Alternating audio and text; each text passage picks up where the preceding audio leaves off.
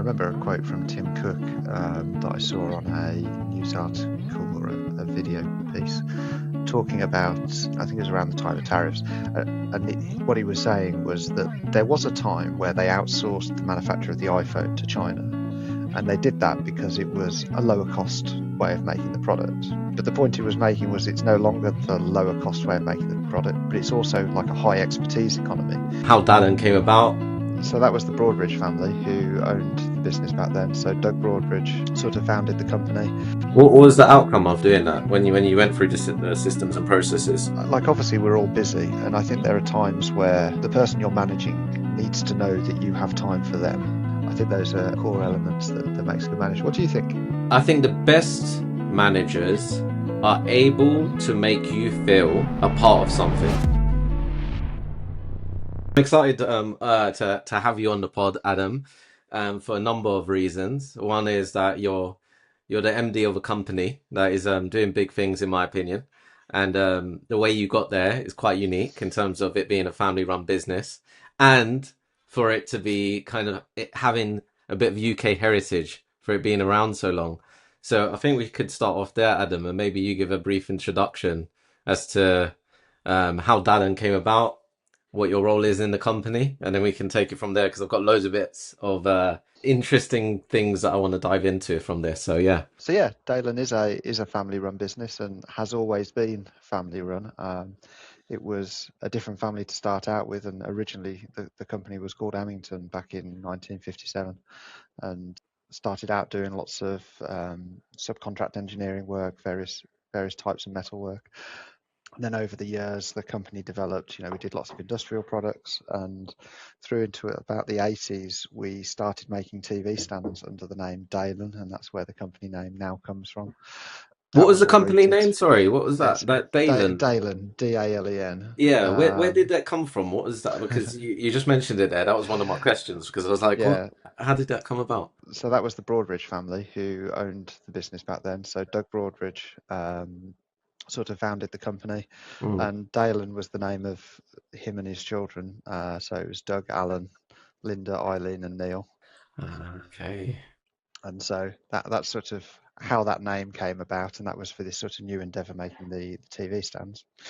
And the company was very successful doing that for quite a long time. You think of like the old style TVs, big CRT monitors, every TV came with a stand. We used to make lots of those. So we do stuff for lots of blue chip companies, sort of 500,000 stands at a time.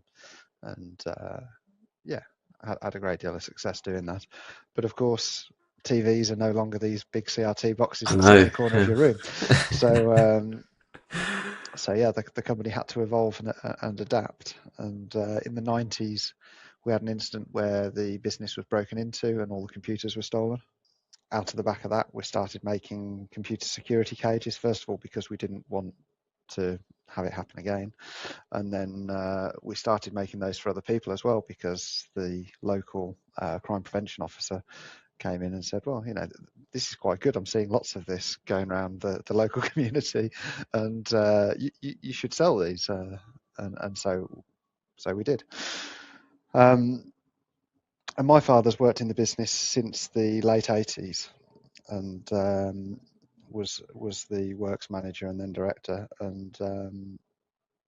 And so then over the years, as Alan and Neil being the remaining sons in the business, they started to look to retire, and my dad did a management buyout in 2008. So timing wise, a bit challenging. Went through a financial crash around the same time, if you remember. Yeah. So that was a difficult time to run a business, especially if you'd just bought it. But worked our way through that. And as always, I think the way in which we have managed to succeed over the years is that we're always adapting and evolving the product. So you've got the old style televisions. As they went away, we started making computer cages and transitioned into that. And then the people we were making the computer cages for started saying, okay, well, actually, we need desks for these to mount to. Could you do that? So we designed a basic desk frame, and then we started designing additional styles.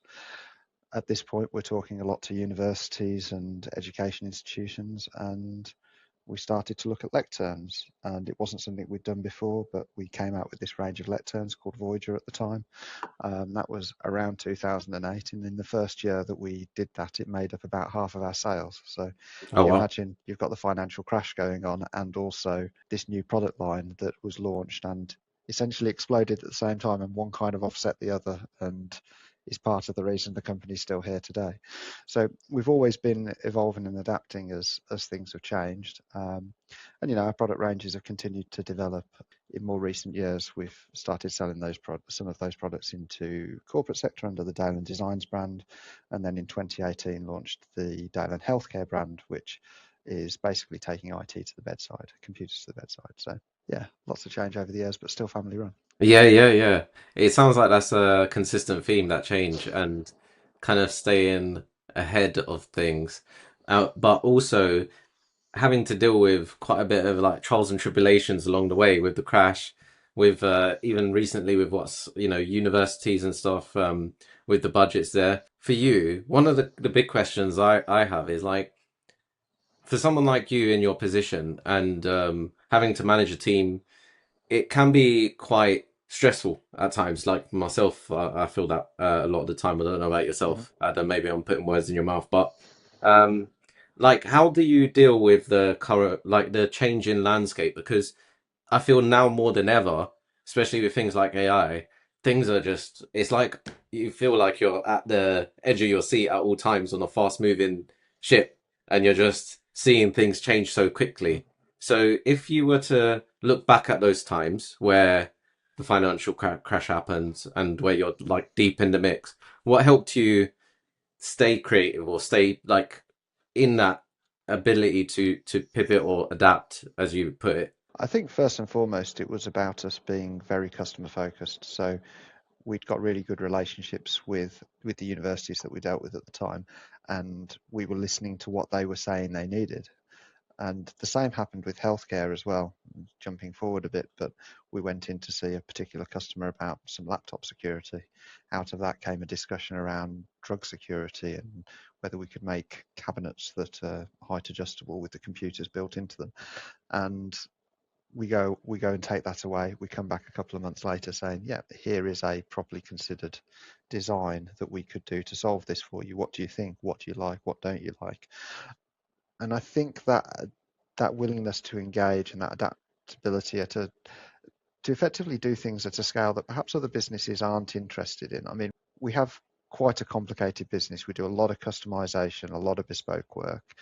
And to be honest, we do that because being a manufacturer in the UK, that's something that we can't be outcompeted on by some of the imports that come in from lower labour cost economies. So um, if we were trying to make thousands and thousands of something, somebody could copy us, import it, and probably make it for cheaper, right? We're paying proper UK wages to manufacture this stuff, and so we have to consider exactly where we sit and where we can add value in a way that others can't. So yeah, I think it is that flexibility of just being responsive, being agile, and yeah, being willing to try new things. Yeah.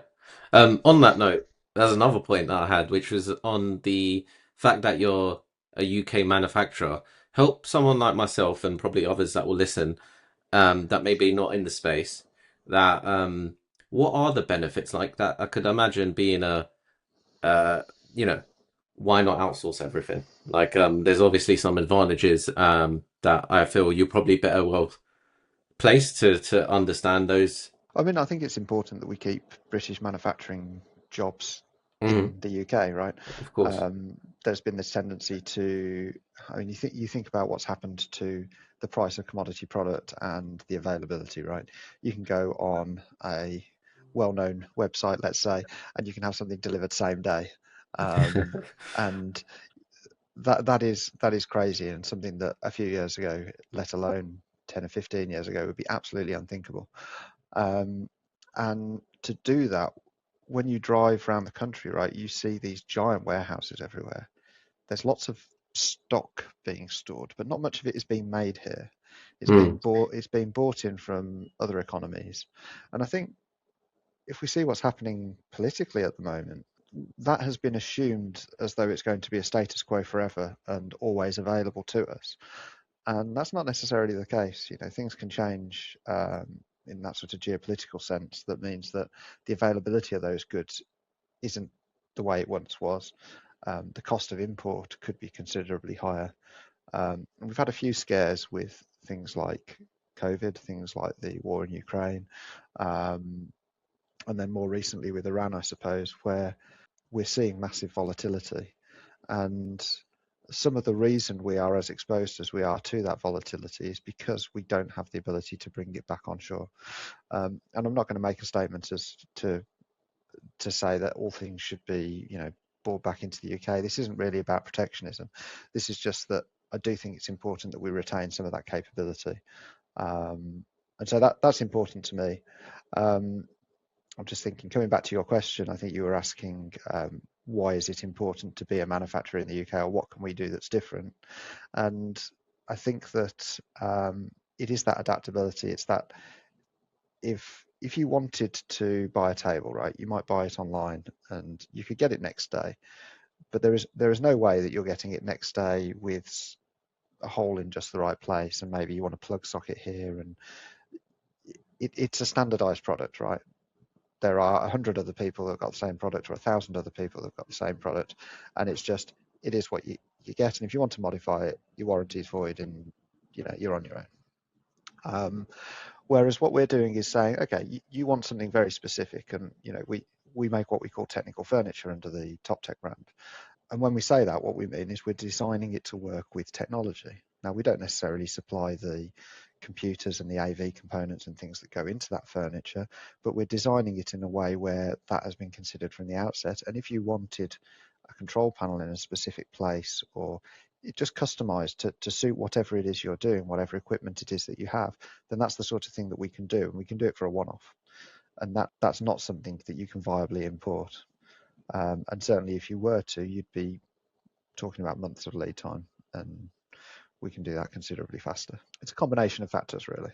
Yeah, it's like there's a balance in all areas of life, I feel, Adam, and it's like there's convenience in one area that will lead to inconvenience in another area, and you have to balance that and see which one works best for you. And if you're dealing with, I remember you saying to me about in the NHS when you've got certain pieces of kit that need to get wheeled around all the time, get used on a daily basis, and there can be some wear and tear because you're kind of taking it from another place, which might be convenient, but it's not adapted to what your specific requirements are. You're paying for it later down the line, so it's like that balance of convenience and inconvenience in different areas that you need to weigh up.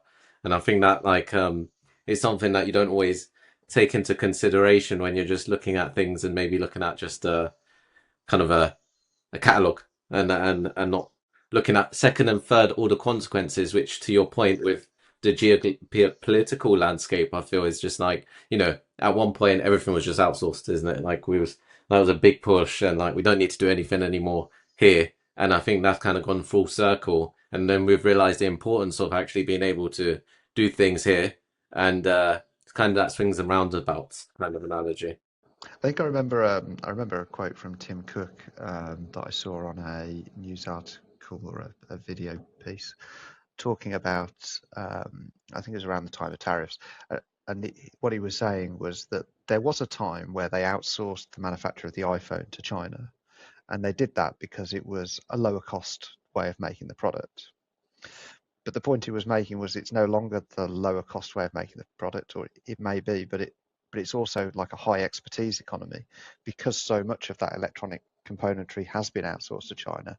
It's now the case that if you want to put all the people in China that understand the ins and outs of a 5 nanometer processor, you could fill a stadium, and if you did the same in the US, you could fill a small conference room. And it's like all of those roles have moved with that manufacturer, and now the expertise lies offshore.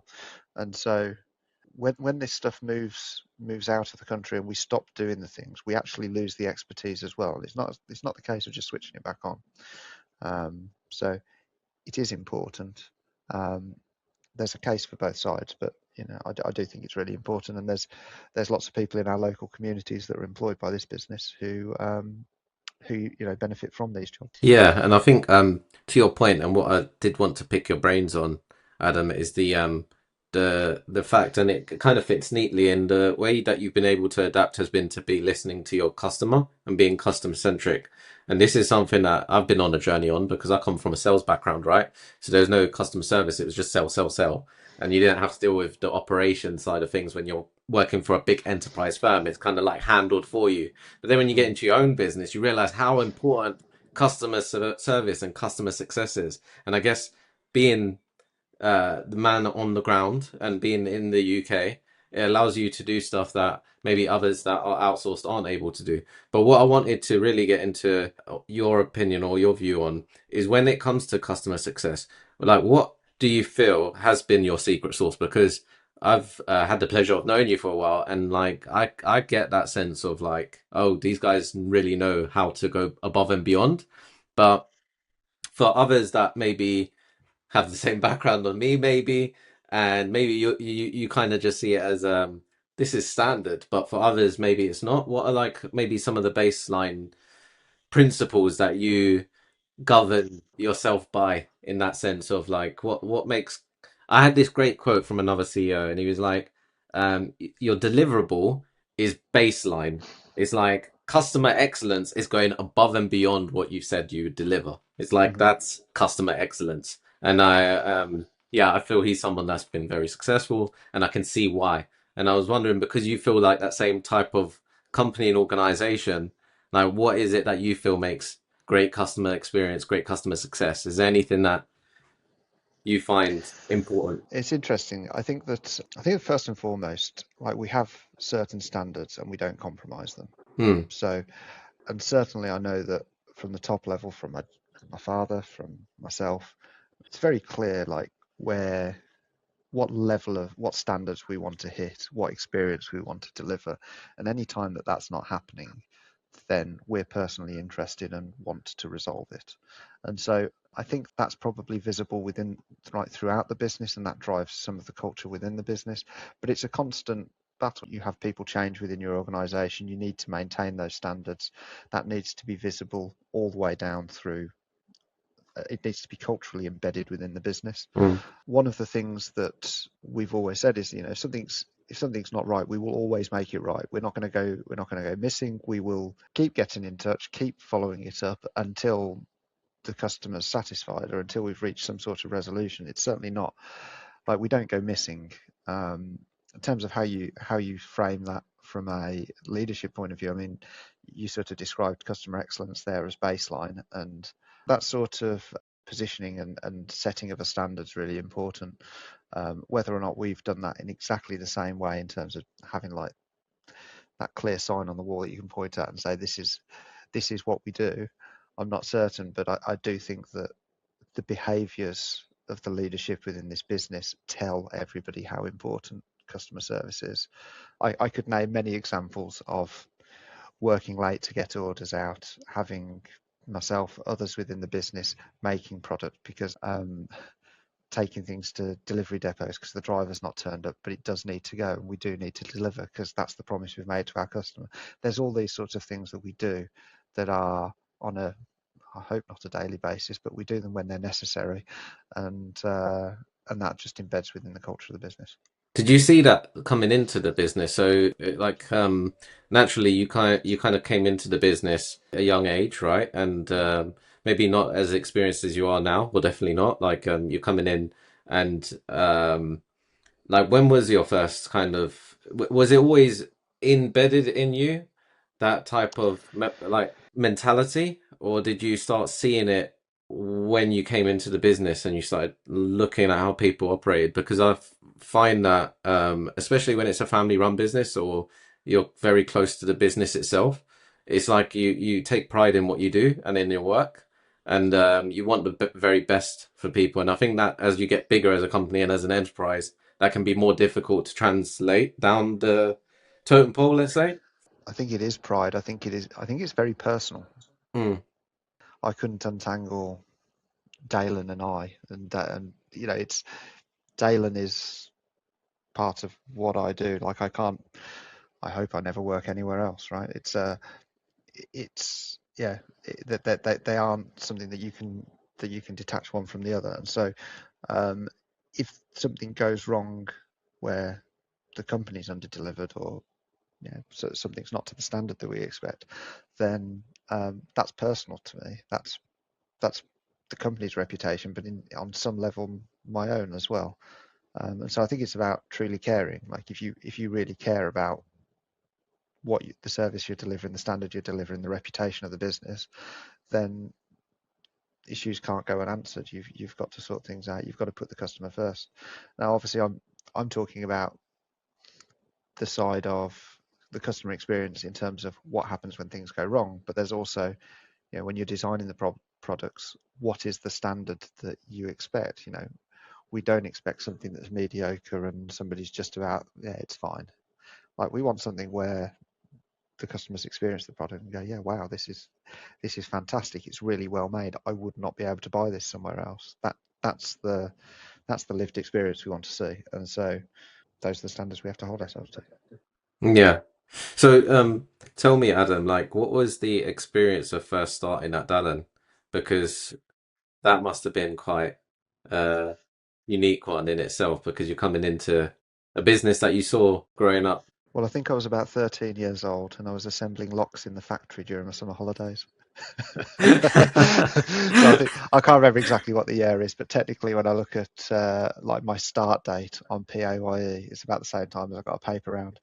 Um, and Oh wow. yeah, I was doing a little bit of Was that few hours early? during I this. never knew that. This is fake. Yeah, I was doing a bit of work in summer holidays. And that was before my dad owned the business. That was back when it was Alan running it. Yeah, so but my experience, if my dad got me coming into work, it wasn't to sit in an office and answer phones. It was to make products. It was to put things together. It was to help with production and be productive and add value in some way. Um, so that was my early experience. And then went to university, came back, and I was interested in IT, and I still am. But at the time, I was like, I wasn't going to work for the family business. My dad had just bought it. Um, I'd finished a type of physics degree and come back, and I was like, you know what, I really want to find a career in IT. Like I'm good with computers, I know what I'm doing. So I went off and did an MCSA, and while I was doing that part time, the guy here who was doing the IT had recently left, and I said, okay, I'll come in part time and I'll do the network admin stuff for Dalen. So I was doing that, and then I was doing a bit with business systems, I suppose, and getting involved in sort of how we configure things to marry up to what the business is doing, right? Basic sort of ERP, MRP type stuff. And I don't know, over time, I did the MCSA, and then I started working full time while I was looking for something else. And then you get a bit more involved and you stop looking and you're taking on more responsibility and getting more engaged. I think in the early days it was just a job, and then as time went by, it was not just a job. It's much more, much more engaged with the business and the success of the business. And so quite quickly that changed. And so yeah, I did IT from about 2008 to 2012, and then I've always carried on either overseeing or doing the IT. At some point, we engaged an external company to help, but I did purchasing for a year. That was interesting. That was effectively implementing an MRP system. So up until then, everything was done from a spreadsheet, and so we put in place a proper system. So we had bills of materials, we knew what went into what we made, and we could run a big calculator, and it'd tell us what to buy in order to get the goods out on time. So that was a big step for us. Was that met by any resistance? Because your Clive, your father, he's from an engineering background, right? So, and then you're coming in with a kind of different background. Well, he's always been quite technical in terms of data. Like he's Yeah. always, back in the 90s, he'd make access databases for managing the factory, right? So Oh well. Okay. he's into that kind of thing. And with the way in which we were running purchasing at the time, it was very manual. We'd get a sales order, it would go to the purchasing department, and they'd, through experience and knowledge, look at it and work out what they needed to buy. And then if anything changed on that order, inevitably at a later date, we'd get some sort of problem because there was a mismatch and whatever else. Mm. So as the complexity of what we were producing increased, and as the scale of the business increased, then we had to have systems that actually scaled with the business rather than were confined to, all of this manual work that was taking place.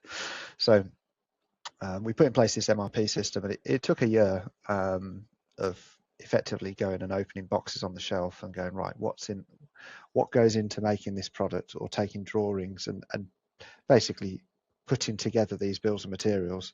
And between me and a couple of people, I think it was 500,000 lines in a bomb table in total across all of the products in that year. And that was the contents of what's in our bills of materials. And over time we were running this system, and it started to give like accurate output, and it was like, okay, right, and that's then carried on and become part of how we run the manufacture. So yeah, I did that for a bit, and then and it was interesting as well, because you get an oversight, because I was doing the purchasing alongside it. You get an oversight of like how the company's spending its money, what goes into the products that we make, some of the consumables, some of the one-off costs, all sorts of things. It's just it's good experience. Would recommend it. And then the design team manager left in about 2017. I took that on. Up until then, I'd never managed somebody directly. I'd had people that I work with and I delegate to, but it's not the same. And so that was the first opportunity really to take on proper management responsibilities. And I had a team of, I think, 6 at the time. And that was really interesting. It was a really good few years. What do you think it takes to make a good manager? Well, I certainly wasn't one at first. Yeah. You learn a No lot one is. over time. Yeah. But I remember being taught about coaching and sort of getting it, but not really getting it. And I think as time goes on, you go, okay, yeah, there is this technique of guiding somebody to the answer so that they own it and embrace it, and sort of drive on from that point, rather than perhaps just presenting it to them and saying, yeah, go and implement this. So there's there's a lot. I mean, in terms of what makes a good manager, I think somebody who's calm, listens. Always think, it's a steady hand in a storm. Really, you need somebody who's fairly unflappable, who you can trust, can talk to. There's always that balance where, if things go the other way, I suppose you it's like you need to be able to talk to that person, but at the same time there needs to be that professionalism between you. So that's a line that you learn over a period of time. I think those are core elements that makes a good manager. What do you think? Me personally, yeah, I think what you said there, because my whole career was just like being managed. Uh-huh. And in the sales environment, I think it's a very unique environment where you kind of got these people that have got a target on their back because you've got to bring in revenue. So there's a lot of pressure in that environment, and I think it creates a lot of churn. So you're in these environments that are, yeah, just pressure containers, and they've got these characters in them that typically maybe not have been the best at school, but they were clever, maybe.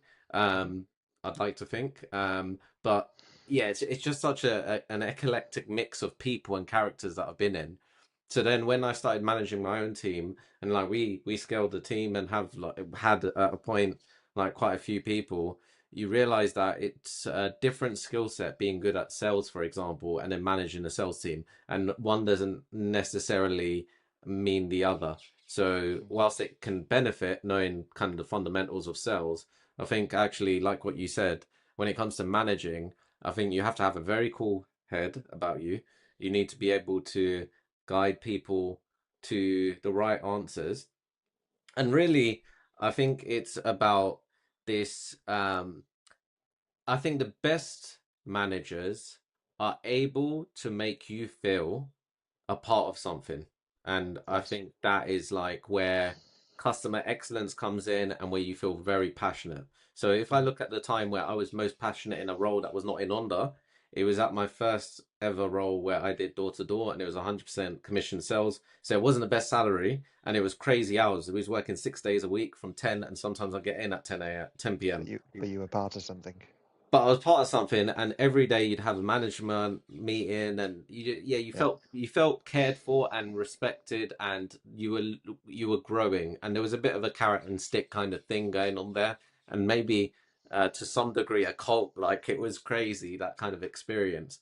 But when I go into and look back at other roles, there wasn't as much of a focus on that, and this people development side of things, which I think sometimes gets left to the side. because you're getting a good salary, you're in a role, you do this, you do that. Especially when you go enterprise level, and I'm talking about companies where like there's layers and layers of managers. So I think a really good manager is someone that really makes you feel um, special in a way. It's like your opinion matters, you count, your input matters. That's like I think you feel like you're driving towards something. Like obviously we're all busy, and I think there are times where the person you're managing needs to know that you have time for them. Mm, You need to be consistent. So like I feel like a good manager has to be consistent. It can't be that one day when they talk to you, you're one person, and the next day you're somebody different. That's sort of Jekyll and Hyde, or like the mm, frustration is coming out in conversation, or whatever it may be. So I feel like it's that consistency, and it's that when you're talking to somebody, you need to be present. You need to give them your full attention. Make mm. make clear that they know that you're listening, that you're on on some level on the same page as them, or at least engaged. So um, yeah, all of what you said and that. So. Is there a point in time or a person that you can remember that you really admired their leadership skills? Yes, I remember when we had an ops director, a guy called Steve Gray, start in. I'm going to get the year wrong. I think it was about 2015. It's back when I was sort of after the purchasing role, doing the IT role still. I was doing various random projects. And I remember when he first joined the business, and he'd got all of these ideas about what could be done in terms of the way we manufactured product and the way in which we organised ourselves and how the systems could be set up.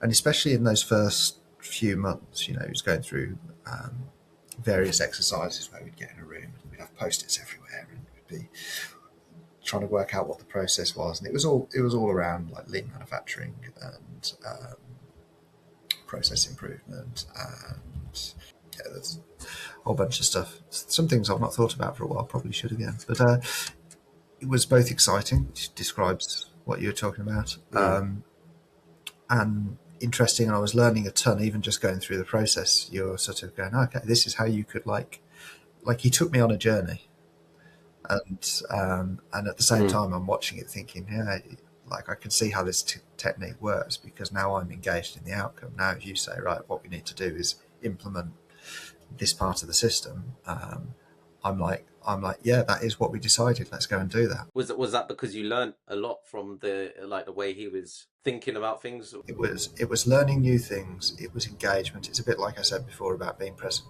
The idea of you go in a room, you lock the door, and you just relentlessly focus on a thing, and and as a result, essentially what he's doing is, and at the time he's the director of the business, I'm working in a role within the business, right? Then he's saying this is the most important thing I could be doing right now. Like, this is worth carving out 2 or 3 hours and spending it on nothing but this, and just absolutely focusing on this challenge and this problem. And yeah, it was a really good experience. What was the outcome of doing that when you went through the systems and So processes? it was to do with optimizing some of the MRP systems, some of the way in which we use our ERP. The specifics of it, I'm going to struggle to remember. I've still got photos of all the post-its and the swim lanes and so on. But we were trying to talk about like the interactions between departments and how information flows, and how we could optimize that. Um, and essentially, some of that came down to trying to shorten lead times ultimately. So it's fairly fundamental principles. But yeah, we made some changes, we made some improvements, and then we went through a couple of other rounds of focusing on different things. I think it might have been that process where we ended up setting up all the stock locations in the warehouse. Prior to that, we didn't really know where things were. Some of this sounds kind of obvious, but as we've gone through iterations of system over years, we've implemented the bits we use, and then it's like at some future date, maybe we'll implement locations in the web, like actual dedicated locations where you scan stuff in and out. And you mostly go, oh, well, that's not going to make that much of a difference. And then when you eventually do it, you go, yeah, okay, that was well worthwhile. But it was put off for a later date, and it was, I suppose, demonstrating that would make a difference. So You've been at Dalen for 17 years, right? yeah, 18 full time. Yeah. In business, you kind of have the Mm. highs and the lows. right? And sometimes people get high with the highs, low with the lows. Would you say that you're quite like able to control that? And like also, what has been one of the highest moments in those 18 years, let's say, that you're like, that was an awesome time. Interesting. Yeah, I mean, highs and lows. I think over time I've become more even. I think when I was younger, Yeah. I'd get hotter and colder, if you like. There'd be times where I'd get more frustrated. I was vocal about it, and there'd be times where you'd swing the other way and be disengaged. I think that is something to do with age and something to do with experience. I feel like as you take on more responsibility, you get exposed to more circumstances, things that you may never have expected to see or have happen. And all of those experiences, in some way or other, leave lasting change on you. And that can be positive or negative, but ultimately it does mean that when things happen, generally you don't swing so wildly. It's like this is just all part and parcel of business and what we have to manage and what we have to work out as we go. What you can't have it do is take a personal toll on you, right? You've got to have a certain degree. It's like I said before about like I'm very emotionally engaged with the business. It's very personal to me. And so if we talk about one of the worst lows, I remember having an issue with actually I'll give a better example during COVID, and this could actually be the highs and the lows. Okay, so there's a story. Yeah, So usually. Yeah. during COVID, and it was like the first month, so lockdown happens end of March, and we're all sat at home, or all the office-based people are sat at home, and at the time I'm technical director, I think, and I've also didn't mention before, but like the healthcare brand, that was something that I sort of took on as setting up as a little project, and I was running the sales for that. And we got contacted by somebody saying we need this, we need some carts for these hospitals that are being set up. And this is before Nightingale hospitals were in the news. This was all like the preparatory work that was going on, and nothing had been said to the public at this point. And essentially it was, right, we're, the view is that this pandemic is going to result in, an awful lot of deaths and a huge amount of strain on the NHS. And what we need to do in order to manage that as best as possible is to scale up these Nightingale hospitals where every bed is going to have a ventilator. And they're going to need this capacity in order to cope and prevent the NHS from basically falling over. And so we took a design brief, or we took a brief as to what they needed. And essentially, every bed in this hospital was going to need a computer next to it. And the idea was that would allow them to take like digital charts, digital readings of what's the patient's condition, enter it into a system. So we get this contact, and it's like, we need 1,000 of these carts, and we need them in like a week. And it's like, okay, we don't have the stock, we haven't, all these problems start coming into your mind about how could that be achievable. And so we took a bit of a brief as to like what I suppose the minimum viable product would be. So it's like, let's just put a 5-meter cable on it so you can plug it in somewhere. It needs a shelf for the PC. PC doesn't need to be secure. It needs an extension lead with like two plug sockets on it, one for a monitor, one for the PC. It doesn't need to be height adjustable. Yeah, all of the carts we do for the rest of the NHS go up and down, ergonomics, all that stuff. But minimum viable product, it doesn't need to be height adjustable. It does. The base, the casters, doesn't need to be massively pretty. It just needs to function, and we need to be able to make lots of them and quickly. So we took this brief, and we went away, and I was on a Teams call with the designers, Dad, who was MD at the time, and we were on this Teams call till 3 a.m, I think, designing this thing. So we hadn't got a design that was exactly that. We'd got some designs that were similar, and we were sat on this Teams call just like revising and going, okay, change that, do this, okay, can we take extra folds out? Can we make it faster? all this sort of stuff, like just trying to optimize it to the point where it's like we could make that quickly and in volume. We get on the next day and we say, right, we've got this product and we think we could make it for this price. And they go, great, we're going to go present that. By the way, the requirement's now 2,000 that we need. So, okay. Oh, wow. So they're going, okay, trying to plan, thinking, right, we need these bits, etc., etc.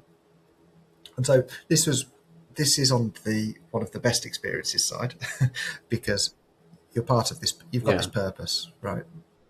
There's this national, there's this national incident going on, and it's like we can actually do something to help here. And at the same time, you know, the world is shutting down. We've got all of our staff and employees. Furloughs just started. We're kind of looking at the education side of our business, going, you know, what's going to happen? Where's this all going to go? And here is some work that we could be doing that, you know, has this public good, and also keeps the factory producing product, keeps all, you know, obviously we could and we did eventually furlough some of the production staff, but you've got all of these other roles that could work from home. You know, if you're in a manufacturing role, you can't do that from home. So being able to keep those guys busy while all of this pandemic was going on was really important to us. Anyway, so it all got quoted. And then over the course of a week or so, they started, we get told, that it's all just being signed off. But we still need them in, I think it was at this point like 2 weeks or a week. But the quantity's gone up. It's now 6,000. I think it went as high as 12,000, and we were being told about these various Nightingale sites, some of which never happened. Like there were locations that we never did have Nightingale sites at, but they were in the consideration of where these were going to be, and we'd got numbers for different hospitals and how it all totaled up. But as it got to about 6,000, we were looking at it going, we still need them in a week. You definitely need them. We're being told we're going to get an order. We should start. Because, and I remember writing to NHS England and MPs and the like, and saying, like, you're asking us to do this. There's about 3 or 4 different people doing different types of carts in the NHS that are manufacturing in the UK. And I was like, look, you could ask all of us, you could split it between all of us. I still don't think the lead times are achievable. Like, there needs to be a grown-up conversation about how all of this gets done as quickly as possible, and it needs sharing out of it. But certainly, just going, like, just placing an order and expecting it to come, that isn't going to solve the problem. Somebody will put their hand up and say, "Yeah, I can do it," and then vow to deliver on it. It just didn't feel right. So, in the background, I was trying to get this conversation going, and never really got anywhere with that. But we decided, right, we're going to start. We'll just start making them. The orders coming. They're clearly needed. Let's start manufacturing them. So there was a production unit on the estate nearby. We got some space in there. A friend of mine, a good friend, runs a company that does Duke of Edinburgh Awards training for schools. All of his guys, they couldn't work, right? They're outdoor instructors. They can't, his entire business is shut. And so I got him and a bunch of outdoor instructors, and they came and ran a separate production line making just these. So we were producing all the metal parts in our factory, and then all the assembly was being done over there by this group of instructors, with a very wide and varied background. You know, it's just all sorts of people that were out of work for various reasons, but, you know, manufacturing roles were protected, and they came in and got stuck in. And the design worked. Like, it was easy to make, and we made 1,000 carts in a week. And we were just shelling these parts out and getting these things made. And we filled this unit with them. And we got to the point at the end of that week where I was like, we still haven't had this order. Like, it's still getting told next day, and we stopped. Another week passed, no order, and then eventually we found out that it had been awarded to another company, pretty much de facto. I think they'd gone through this procurement process. They hadn't believed that the things that were being promised could be done. But we were one stage removed, so we weren't in direct contact, and they just placed the order with their incumbent supplier for the whole lot. So we never got an order. So we had 1,000 carts, and so from quite a high of let's do something to help this situation, and also something that's good for the business and keeps people in work and so on, went to this low of, okay, well, we've just committed all of this cash to making all of this product, and it doesn't sound like we're going to be able to sell it. It's not even a product that we normally make. We've made a completely bespoke thing to go into Nightingale hospitals, and there's nobody to take it. So that was, that was an expensive mistake, and something that then sits on your shoulders for a while, because you sort of led the company into this with all the right intentions and lots of enthusiasm from people throughout the business. It wasn't like we it was a decision made eyes wide open. We knew the risk, and we could take the risk, but at the same time, start of a pandemic, what you don't want to do is take a risk and have it go wrong. So it was that was a real shame, and so that was quite a low, because you feel like you failed everybody that works in the business to some extent. And we ended up selling maybe 150, 200 of those 1,000, and the rest of them we donated, and they went to, we loaded them into, or we found a charity to load them into containers. They went over to Djibouti, and in use there today, as far as I know. The one thing that I am quite proud of that came out of that is that of those 150 or so that were purchased, some of them were bought for the vaccination area at University Hospitals Coventry and Warwickshire, and that's where they did the first human vaccination against COVID-19. And if you look at the photo of that, which is, if you Google like first vaccinations, what's her name, Margaret, then in the background of that photo is one of our carts. So that's kind of nice. Well, yeah, that's definitely going to be one in the history books, isn't it? That picture. I think that will be there for at least 100 years, or if not more, when we look back at that, because that was such a strange situation. And I can imagine that must have been tough, man. That's like the pressure of even just being in that kind of weird state, because I think a lot of companies were. It was like the whole world was shutting down, and it's like the highest of highs and the lowest of lows, and usually they're quite close to each other at times. Like, so you got this massive order, and then all of a sudden it's just taken from you, and then you've been proactive. You learn a lot from it as well, though. I'd have rather not made the mistake in many ways, or made it on a different scale.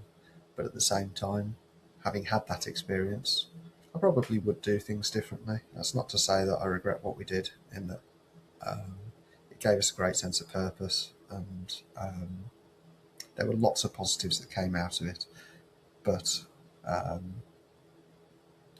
in exactly the same situation again, I probably would be a bit wiser in terms of wanting to have that direct engagement with the NHS, for example, something in writing, letter of intent, whatever it may be, to say, yes, this is what we're going to do. Sometimes pain is the greatest teacher, isn't it? Like, sometimes you go through those experiences, but they really hammer home a lesson more than if you read it in a textbook, So, yeah. With that in mind, because I know we're coming up to the hour, Adam, and I appreciate your time here. And you're a bit of a gamer and you're a bit of a powerlifter, right? So those are your two hobbies that I understand you dabble in, right?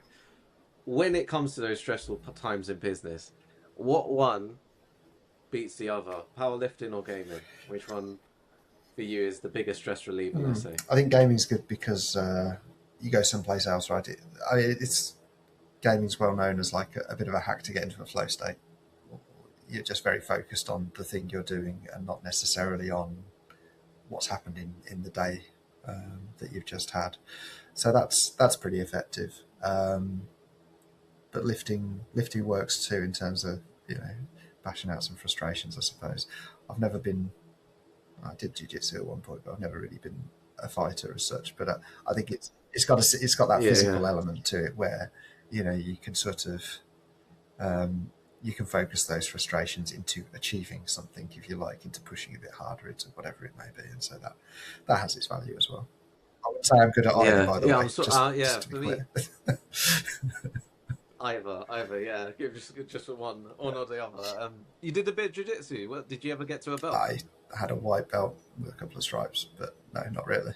My friend who, it's funny actually, Oh, yeah. the friend who I used to do it with, he continued, and so I think he'd been doing it 6 months or a year at that point. He'd just got his blue belt, and he got his black belt about 2 weeks ago. So, good job, Rob. Yeah. Back Tell to me about that. consistency. Back to That's an consistency accomplishment. paying I did. off. Just he kept showing up, kept working hard. Yeah. So.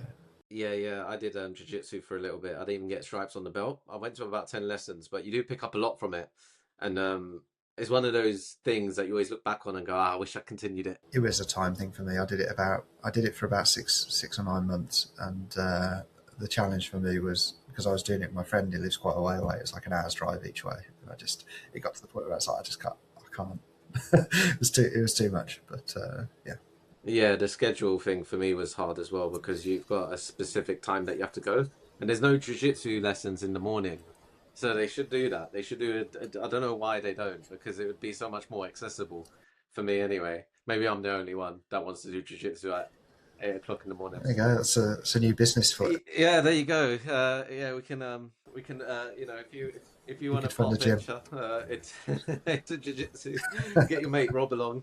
He can spearhead it as one of the instructors. There you go.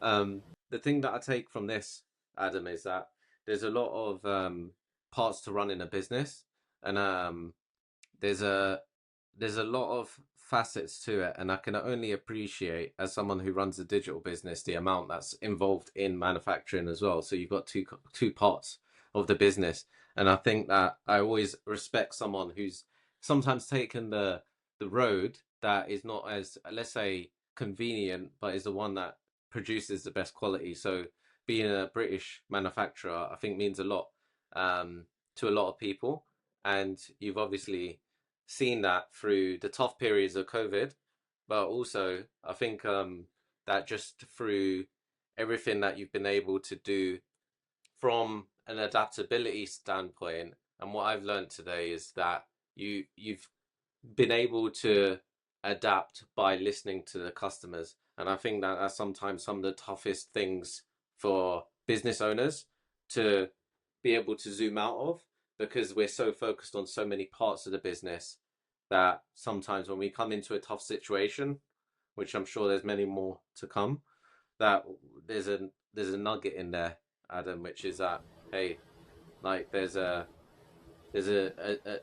well of truth and of information, which is the customers you already serve, and by focusing on them, you can lead the business in the right direction, Adam. So I appreciate the time and the stories and some of the pointers that you've been able to give me. Yeah, no problem. So, I mean, some of that I definitely couldn't remember. I was thinking back about what did I talk to Steve about. I can remember the post-its. I can remember the map. But, Yeah. It is 12 or so years ago. But it's funny how that sticks in, isn't it? It's funny how that I find that, like, for me, and you asked me about like the management side of thing, but one thing that I really respected was just the random acts of kindness. And sometimes the little things, you don't realize how important that is to someone else. That, look at what you're doing right now is reflecting back on Steve's time that he spent locked in a room, focused on this one mission objective, and that you've remembered that 12 years on. And it's something that I think, like, it's something we should always remind ourselves on, because we've always got an opportunity to do that. So yeah, it's interesting that was the first thought that came to your mind, even though it was so long ago. Yeah, and there are other examples, but you often learn more through the process than you do by just knowing the answer. So that's I think the learning from that experience. That's the mic drop moment, Adam. So we'll leave it there. So thank you for coming on.